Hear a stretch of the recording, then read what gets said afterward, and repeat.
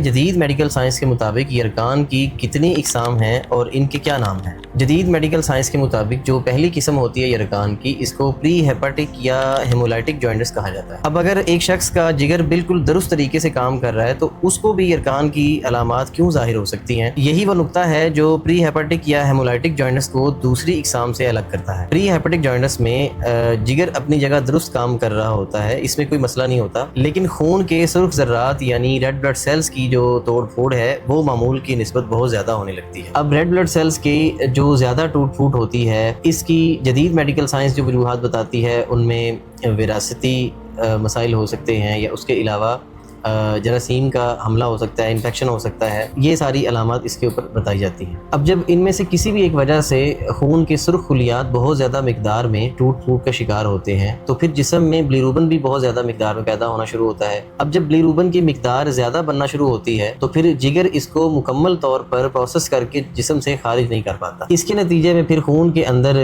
Bilirubin کی جو مقدار ہوتی ہے وہ بڑھنے لگتی ہے اور پھر یرکان کی جو علامات ہوتی ہیں وہ ظاہر ہونا شروع ہو جاتی ہیں۔ اب یہاں پر ایک ضروری بات آپ کو بتاتا چلوں کہ اس قسم کے یرکان میں جو بلیروبن خون کے اندر موجود ہوتا ہے اور جگر اس کو پروسیس کر کے جسم سے خارج نہیں کر پاتا، اس بلیروبن کو ان کانجوگیٹڈ بلیروبن کہتے ہیں۔ جیسے اوپر ہم نے کانجوگیٹڈ بلیروبن کو پڑھا تھا، اسی طرح سے ان کانجوگیٹڈ بلیروبن کی یہ قسم ہوتی ہے جس پر جگر اپنا ورک نہیں کر پاتا اور اسے جسم سے خارج نہیں کر پاتا۔ اب چونکہ یہ بلیروبن جو ہوتا ہے یہ ان کانجوگیٹڈ ہوتا ہے، یعنی یہ واٹر سولیبل نہیں ہوتا، یہ پانی میں حل پذیر نہیں ہوتا بلکہ فیٹ سولیبل ہوتا ہے، تو اس وجہ سے یہ پیشاب کے ذریعے خارج نہیں ہو پاتا۔ اب اس کی دوسری طرف کیا ہوتا ہے کہ جتنا بلیروبن ہوتا ہے خون میں اس کو جگر پروسیس کر کے آنتوں میں بھیجتا رہتا ہے بائل ڈکٹس کے ذریعے، اور پھر وہاں پر آنتوں میں موجود بیکٹیریا اس پہ عمل کرتا ہے اور اس سے پھر مختلف مرکبات بنتے ہیں جن میں سٹرکوبلینوجن ہوتا ہے جو پخانے کے ذریعے خارج ہو جاتا ہے، اور دوسرے نمبر پر یوروبلینوجن بھی شامل ہے جو دوبارہ آنتوں سے جذب ہو کر خون میں آتا ہے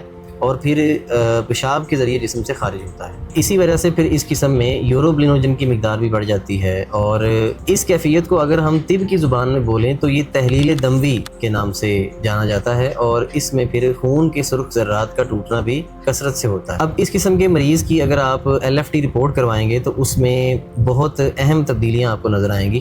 سب سے پہلے تو ان کانجوگیٹڈ بلیروبن کی مقدار بڑھی ہوئی نظر آتی ہے، اور اس میں جگر کے جو انزائمز ہوتے ہیں وہ بالکل ٹھیک ہوتے ہیں۔ پیشاب میں بھی بلیروبن موجود نہیں ہوتا لیکن یوروبلینوجن کی مقدار جو ہوتی ہے وہ بڑھ جاتی ہے۔ اب جدید میڈیکل سائنس کے مطابق یرکان کی دوسری قسم ہیپاٹو سیلولر جوائنٹس کو سمجھتے ہیں۔ یرکان کی اس قسم میں جگر کے خلیات متاثر ہوتے ہیں اور اسی وجہ سے یرکان کی علامات بھی پیدا ہوتی ہیں۔ اب اس کو یوں سمجھتے ہیں کہ عام حالات میں جب بلیروبن جگر میں پہنچتا ہے تو جگر اس پہ عمل کر کے اس کو بائل ڈکٹس کے ذریعے آنتوں میں بھیجتا ہے، لیکن جب جگر کے خلیات سوزش یا خرابی یا کسی اور وجہ سے بھی متاثر ہو جائیں تو وہ پھر اس نارمل حالات میں آنے والے جو بلیروبن کو بھی پروسیس کر کے آنتوں تک نہیں بھیج پاتا۔ اب اس حالت میں جو بلیروبن جگر میں آتا ہے وہ کانجوگیٹڈ بلیروبن میں تبدیل ہو کر آنتوں میں چلا جاتا ہے، لیکن اس کا ایک حصہ جو ہوتا ہے وہ خون میں دوبارہ واپس آ جاتا ہے۔ اب اس پورے عمل کی خرابی کا نتیجہ یہ نکلتا ہے کہ جسم میں ان کانجوگیٹڈ بلیروبن بھی بڑھ جاتی ہے اور کانجوگیٹڈ بلیروبن بھی بڑھ جاتی ہے۔ اب اگر ایسے مریض کی آپ LFT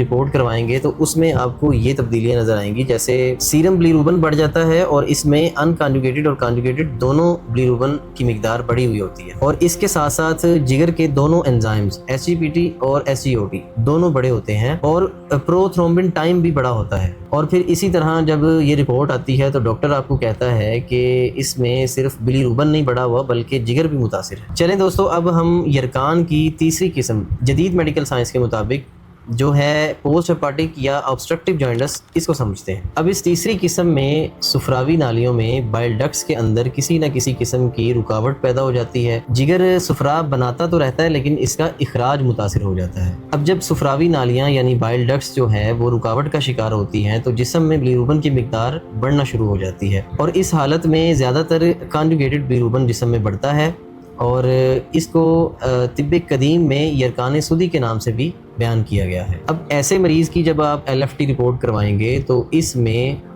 سیرم بلیروبن بہت زیادہ بڑھ جاتا ہے، اور اس میں کانجوگیٹڈ بلیروبن جو ہے وہ زیادہ بڑا ہوتا ہے، اور جو جگر کے انزائمز ہوتے ہیں SGPT SGOT یہ بالکل نہیں بڑے ہوتے، یہ نارمل ہوتے ہیں۔ اسی طرح سے سیرم الکلائن فاسفیٹیز کی مقدار بھی بڑھ جاتی ہے، اور اس کے ساتھ ساتھ پیشاب میں جو ہے وہ یوروبلینوجن کی مقدار بالکل نہیں ہوتی، لیکن جو بلیروبن ہوتا ہے اس کی مقدار پیشاب میں بہت زیادہ بڑی ہوتی ہے۔ لہٰذا اس قسم کے یرقان میں سفراب کی پیدائش جو ہے وہ بنیادی مسئلہ نہیں ہوتی، بلکہ اس کے اخراج کا مسئلہ ہوتا ہے۔ مطب ابن طبیب پر free online check up کیا جاتا ہے۔ ابھی ہمارے واٹس ایپ نمبر پر رابطہ کریں اور گھر بیٹھے اپنا مزاج معلوم کریں۔ اپنے مزاج کے مطابق غذائی چارٹ یا دوا کا کورس منگوائیں۔ آئیں فطری اور قدرتی طریقہ علاج کی طرف، مطب ابن طبیب کے ساتھ۔